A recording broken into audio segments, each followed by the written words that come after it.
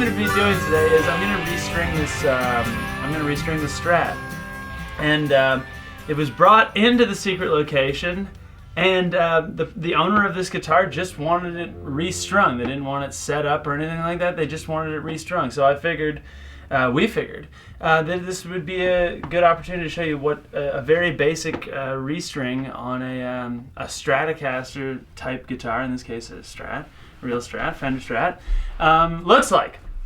And so I suppose we'll take it from the top. First thing I'm going to do is I'm going to use a string winder. For a long time I would just use my fingers to kind of go like this. But you know, if you're stringing your guitar, you probably want to play your guitar after you're done, so you don't want to exhaust your hand by furiously doing this. So I really do recommend getting one of these. The thing is that this thing is really very handy. So here, watch. I'll begin by just kind of loosening the string, and I'm actually going to check that I'm loosening the string by playing it, and you know, I can hear that it's going loose. So, la la la la la. Move this up. Alright, and now what I'm going to do is I'm just going to carefully kind of untangle this. Now, this person who has put the string on kind of did kind of a fancy little knot, so I'm just going to kind of not gently, I'm going to undo it.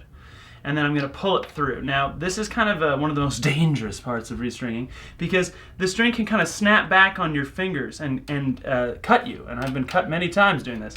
But it's not a big deal. I mean, you'll live. So anyways, I've got the string out, and I'm just going to leave it for the time being. I'm going to do the next string. So here, I'll just kind of loosen them all really quickly. And you notice this is not my guitar, so I'm being extra careful. I'm holding on to the neck like this. The loosening process. Now, the reason I wanted to kind of make this video, because there's many videos online. I actually just watched a couple by Martin Guitar, one by Taylor Guitar, is that I kind of, I wanted to do, you know, almost like a dummy's guide to this.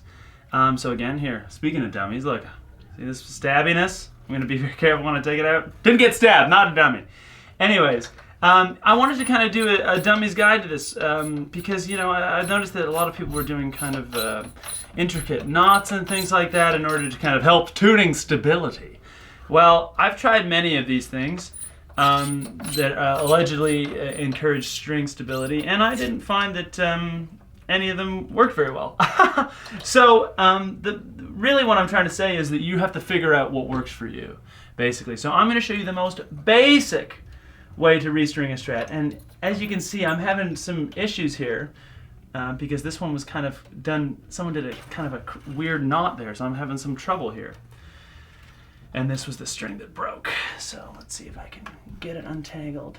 You are witness to why I don't recommend doing these knot things here, because it is making me crazy and increasing the likelihood that I will stab myself. There we are. So let me just get these other ones undone. There we are. Now, the next thing I'm going to do is I'm going to take a pair of wire cutters and I'm going to clip off the kind of the crazy stabby bit at the end. I'm going to cut that off of each of these pieces. I should have been doing it as I went, but as I'm narrating this, I'm a little kind of thrown off. And you want to keep track of all of these pieces because, as I said, you can get stabbed by these things, and it's very unpleasant to be stabbed by them. So keep track of all these little nubbly end bits. And then what I'm going to do, as this is a tremolo or vibrato arm equipped Strat, I'm going to go to our back here and I'm going to kind of fish the strings through the back. But wait a minute! You'll notice here that this plate is in the way. Now the reason why this is because Strats were actually designed to have a floating bridge, which means that you can lower or raise the pitch via the whammy bar. And so if the bridge was floating correctly, the holes would line up with this slot. But most people don't play like that because it's a little tricky to set up, and if you try to detune, you know, go into drop D or something like that, it'll make your strings go out of tune. So I have to actually take this off. Now this is kind of, if you've never done something like this, it's really not a big deal. Look, I'm using a Phillips head screwdriver and I'm twisting. Now, as this is not my guitar, what I'm doing is I'm carefully placing my fingers on either side of the wrench so that I don't scratch the body. Incidentally, what I do with this piece, or what I've done on my Strat, is I literally just cut that piece off because it wasn't very necessary. But I did want to keep the cover plate on the springs because I watched a video in which George Harrison suggested that by having those springs, having those springs vibrating, it's almost like you have kind of like a little mini reverb tank in the back of your Strat. And so, because I respect George Harrison so much, I wanted to keep those springs ringing because of this phantom reverb tank. I think actually the advice that he got was from Ry Cooder, who's a very famous slide guitarist. So anyways, that's why I've kept mine on the back rather than just kind of leaving it off a la Eddie Van Halen. Van Halen did not have his on the back. All right, so now we've removed the plate, and ooh, look at all this excitement in the back. This is this is the claw, the whammy bar claw. So as we're not doing anything too fancy here, I'm not going to be adjusting any of that. So all I'm going to do is I'm just going to kind of feed the strings through the back. Got them all in one fell swoop. And I suppose my high E string, here it is, has disappeared. Again, you want to keep track of all these things so you don't stab yourself. So I'm just kind of rolling it into a nice, neat little wind here. Now I'm going to leave the plate off so I can fish the strings through. But before I fish the strings through, what I'm going to do is, I may as well clean this guitar. Because I'm kind of crazy and I like to see clean guitars. I like a nice clean guitar. So what I'm going to do is I'm just going to use some of this spray cleaner stuff. I'm just going to spray a bit of it onto this cloth, and I'm just going to wipe down the body a little bit.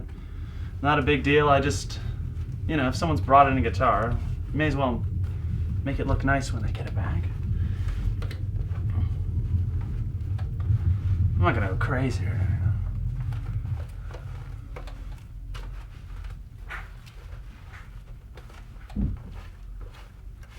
Just getting all the finger dust out from under here.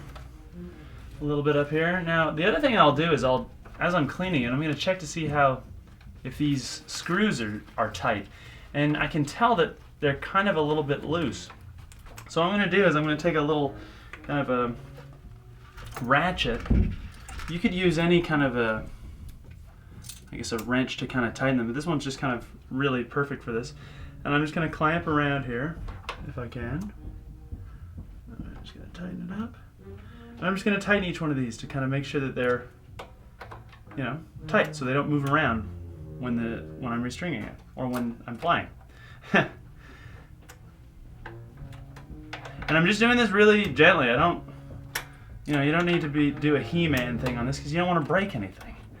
So you don't, like I said, you don't need to be He-Man about these things.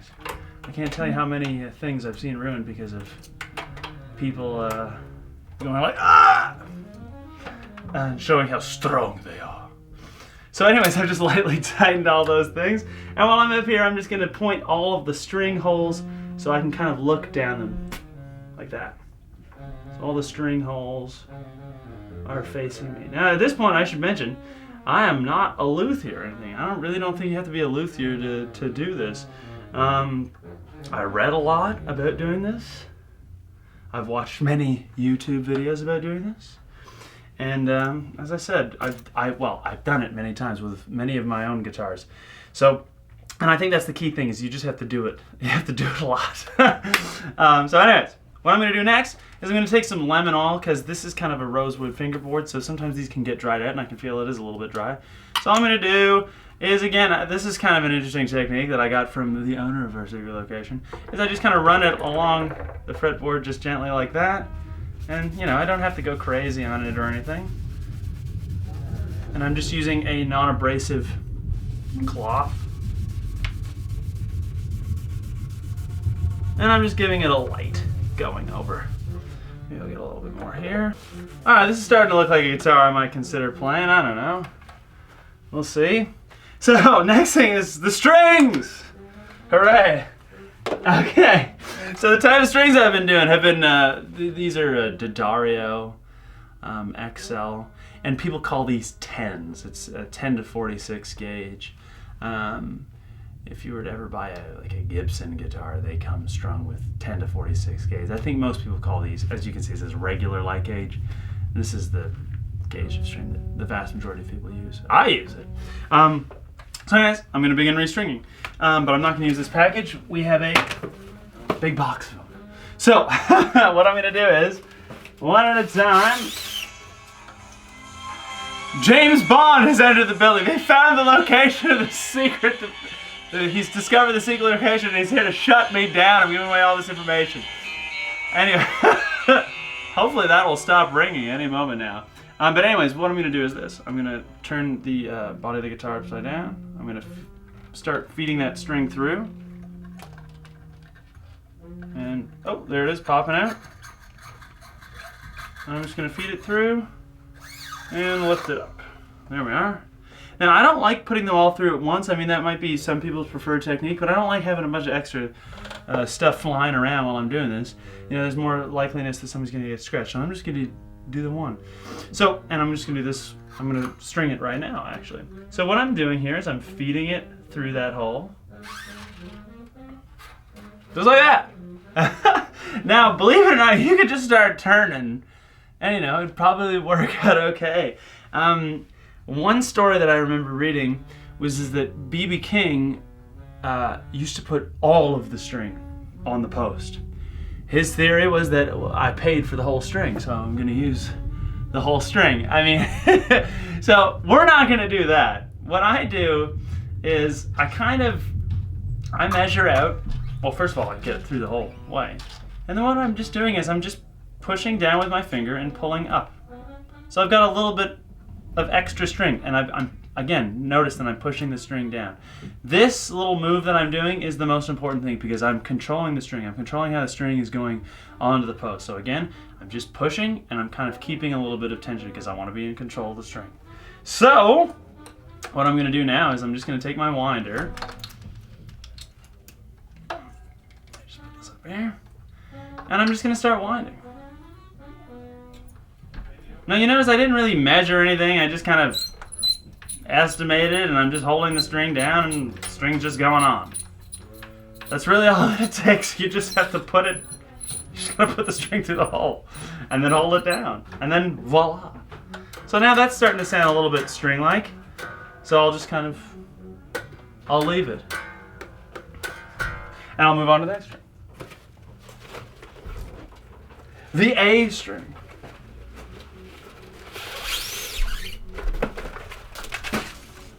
So again, I'm going to turn the guitar upside down, feed our guy through the back here. There we are. Now some people like to kind of measure it out, but as I said, you don't even have to worry too much about measuring it out. I mean, as we found out from the B.B. King example, he put the whole thing on. It doesn't. You could put any amount of it on. So here, let's see what happens if I just push down the string.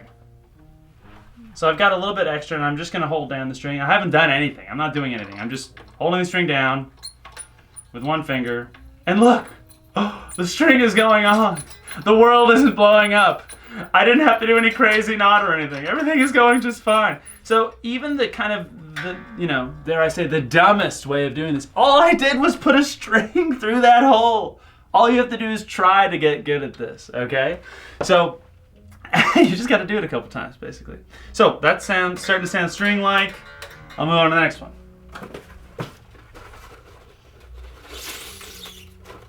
Now this one, let's see what happens if I measure something out. Here, let's try measuring.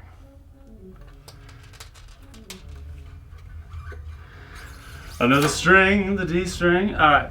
So this time, I believe I saw in a book by Dan Erlewine, a very famous guitar technician, that he would count 2 past. So what I'll do is I'll say, okay, well, I'm going to count 2 past. I'm going to hold the string there. I'm going to kind of pinch it there.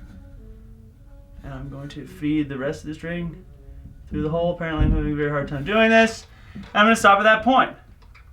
And so now I've got all this extra string. Let's see what happens when if I string it like that.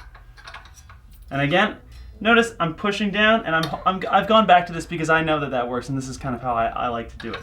That last situation was the worst case scenario. But anyway, so I've got it taut, the string fairly taut, and I'm holding it down, and I'm just winding. You know I'm winding. And look, everything is fine. All is well. Again, nothing very fancy. Just this time we measured the string a little bit. It's a wonderful noise our string winder's making. It's beautiful. Hey, look, the string is on. That's fantastic. We did a little bit of measuring. Now let's move on to the next one.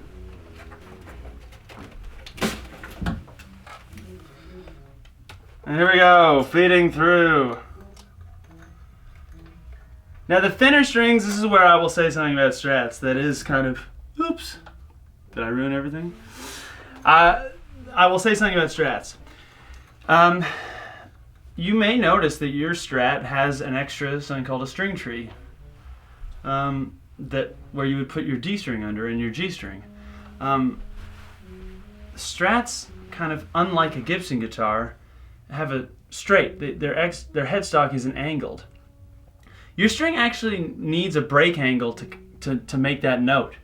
So when you're putting the G string on, you want to make sure that you have a little bit of extra string. You really want to be conscious of this when you're doing a Strat. This is Strat specific right now, or Fender guitar specific, so I could be talking about a Jazzmaster or a Telly. So this time I do kind of want to be conscious that I am putting on a little bit, extra string. So again, I'm just pushing down and holding up. And I'm just gonna tighten. Nothing fancy again. The lack of fanciness continues. Now, as I said, the reason why I'm making this big point about nothing being fancy is because I've tried all of these things. And guess what happens? Your guitar will go out of tune. Because you're going to go into a room where the humidity is different than where you've been keeping the guitar. You are going to bend the string, and it is going to go out of tune. Something will be wrong with the nut. Something is going to happen here. A huge multitude of things will happen, and you putting a little tiny knot on the end of the string ain't going to do much, believe me. So again, I've got a pretty significant break angle going on the string. If I didn't have enough of an angle, I would hear kind of this weird like buzzy sound going on up there. Now, one thing that I saw in some of these, in some of the other restringing clips, was that people would cut the string before putting it in. Some strings you do have to cut them. Some tuners you do have to cut them. But this is one reason why I do not cut them beforehand, because if I find that I don't have enough of a break angle here, I'm going to unstring this whole thing, and then I'm going to allow for more string to go on so that the angle increases and my wind is further down on the post. Okay, but right now, that sounds guitar-like to me. So we'll leave it. And on to the next string. So, we're going to continue with the B string. And shockingly, it goes through the body and out through this little tiny hole. Kablam. I'm just ruining everything. You know how I like to do this. And so this time I'm just going to do the same old thing. I'm just kind of holding the string down and up. My hand is really the thing you want to be copying here. This is the thing you want to take note of that's taken me years to get down, is the way that I'm holding my hand. You can do it any way you like, but basically I've just got excess string and I'm holding down. That's it. And now I'm going to start twisting. Woo, yeah. And then maybe I'll kind of reorient my hand to make sure that the string is going underneath the tree that we noted earlier.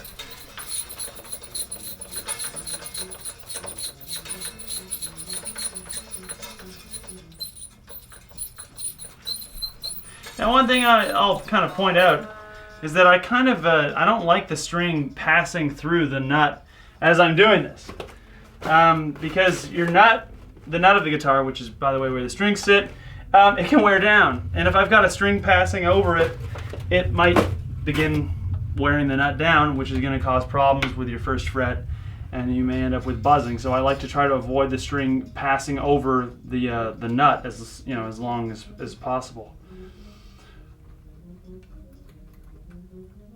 Oh, what's going on here? Oh, excitement! Excitement, folks! So, what's happened is that this guitar was brought in because the first string was broken. So what's happened is that the ball end of the string is stuck down there. And this can happen to you. So what I'm going to do is, I'm actually going to take, which one of these will I take? I'm going to take the end of one of these strings, and I'm going to use it to I'm going to make sure that none of the other strings are, going to touch the guitar. So I've taken basically what was the E string. And what I'm going to do is I'm going to kind of feed it down through the string hole and just kind of tap and see if I can get that other ball to come loose. And I believe I've done it. Here it is, tiny little ball. And I've seen other guitars where people didn't remove this. And so there's like two balls on top of each other. Insert joke. I'm going to feed this through.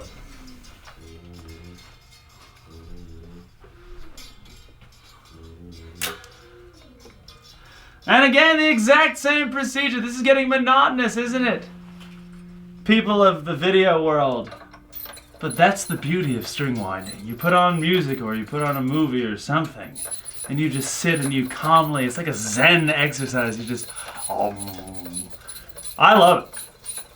I really do. I'm not just making this up. You think I would be doing this for fun? Oh, wait a minute. I am doing this for fun. That's the whole point. I like this. I guess I shouldn't tell anybody that. Anyways, never mind. Okay, so now we're we got all the strings on. Isn't this wonderful? Now, this is actually kind of one of the I think one of the harder parts of putting the strings on the guitar is that, is this... Oh, that sounds beautiful, doesn't it? It doesn't. It sounds horrible. Because the strings are out of tune now. I haven't tuned them yet. So, if someone could pass me that tuner there that's on a certain bass there. That bass there. There we are. So what I'm going to do is I'm going to grab a tuner. I mean, you could use a phone tuner. You could use any number of things, but I'm just going to use this kind of like tiny D'Addario one. I actually really like this one because it's invisible. And I don't want anyone to think that I tune. I just want them to think that I just know. So I have this secret little tuner. But anyways, it works really quite well. So anyways, the way this one works is it just kind of attaches to the... actually, it's meant to attach to the back of the headstock so it hides. But here, I'm just going to put it on the top there. And so what I'm going to do is I'm going to play the string. And right now, I'm not getting any reading. Okay, now I'm getting a reading. It says A sharp. Now, this is where I'm going to use some common sense. Does that sound like the note that I'm used to hearing on the guitar? Or should it be higher or should it be lower?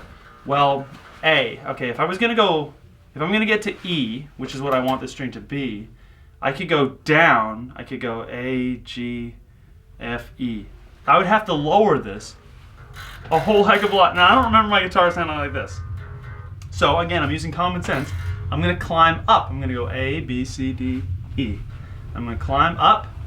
I'm going to tighten the string up slowly. I'm not going crazy. I'm not in a hurry. Remember, this is a Zen-like situation. And hey, I'm getting an E reading here. I'm going to move on to the next string. Well, that sounds low again, and I'm getting an E reading on this one, so I'm going to tune up. E, F, G, A. Yeah, I don't have that far to go. So I'm getting an A reading. I'm going to move on to the next string. Again, sounds low, so I'm going to tighten it up. It says G. I want to go to a D, so G, A, B, C, D. I'm going to tighten it up. C, C sharp, D. On to our next string. I'm getting an E. This string should be a G, so E, F, G. Oh, that's not far to go up. I'm going to tighten the string up. G. And so on. Right now I'm getting a G reading, so if I want to go G, A, B. So again, that's not that far. I'm going up. I won't break the string. And last, again, it feels loose. G sharp, A, B, C, D, E. There we go. So, again, I think that's probably the most mysterious process. You know, how do you get your strings to where they're supposed to be? And ooh, that still doesn't sound right, does it? So I'm gonna go and check all the strings again because the neck is grumpy. The neck didn't have any pressure on it, but now I've kind of tightened all these strings up, so the neck is all like, oh, I don't like this. So all the strings have reoriented, so I'm just gonna retune them. They haven't gone that far out of tune. Like my E became a D, for instance. My A became a G sharp. So they've all gone down about a half step, which is doable.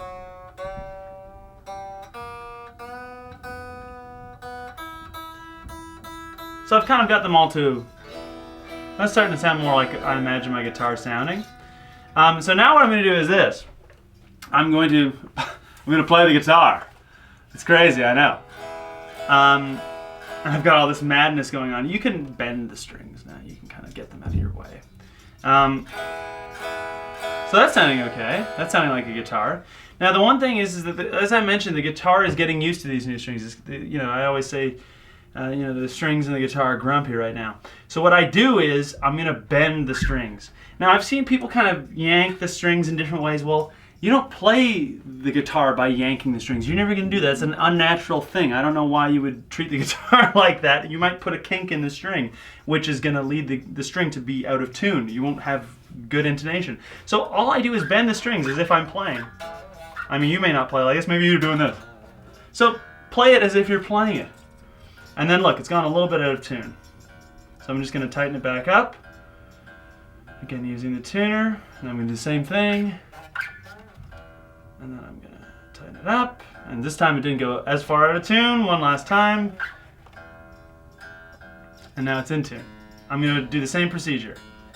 So again, I'm not saying, you know, I've seen, you know, a lot of guitar technicians, you know, I forget what maybe it was Eddie Van Halen's, I forget who it was.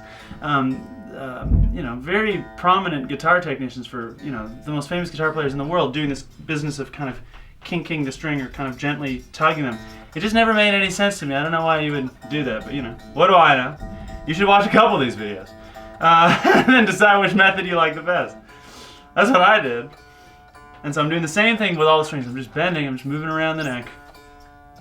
Now it should be mentioned that usually whenever you put on new strings, you kind of want to do something called a setup, which is where you would, you know, intonate the guitar. What intonation means is that you check to see if your guitar is in tune, if the notes are in tune all the way up and down the neck.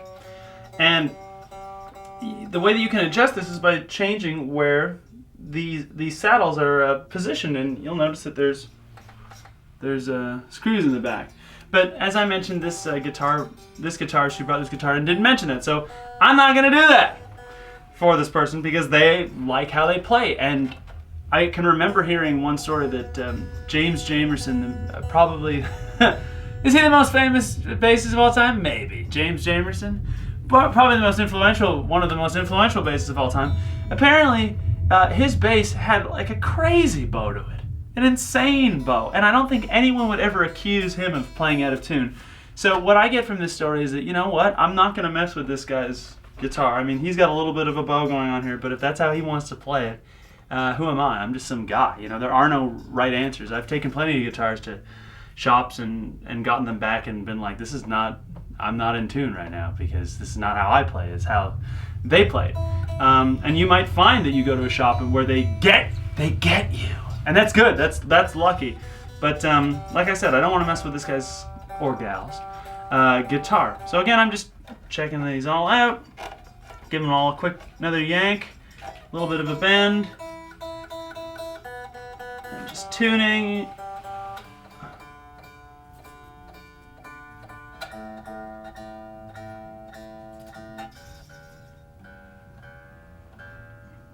And then I'm gonna. That sounds like a guitar to me. And the last thing I do, which is insane, everyone here knows this, I play every single note. This isn't a chromatic scale, this is just me playing. Every note on the guitar, make sure that everything sounds good.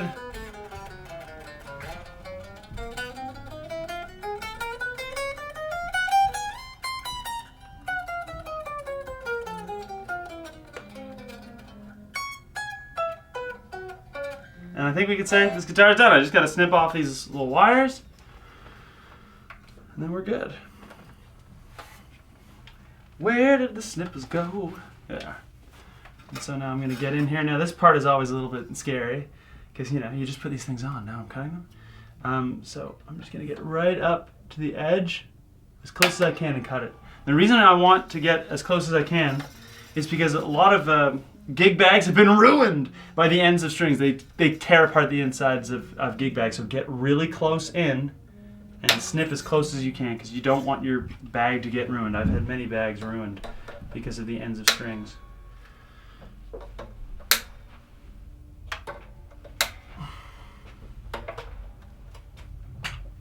And you guys don't need to see me put this back in. So I suppose we'll conclude that. Here we go. Strat. Dunzo. Oh. Might need to get played a little bit. But anyways. Thanks for watching. Bye-bye.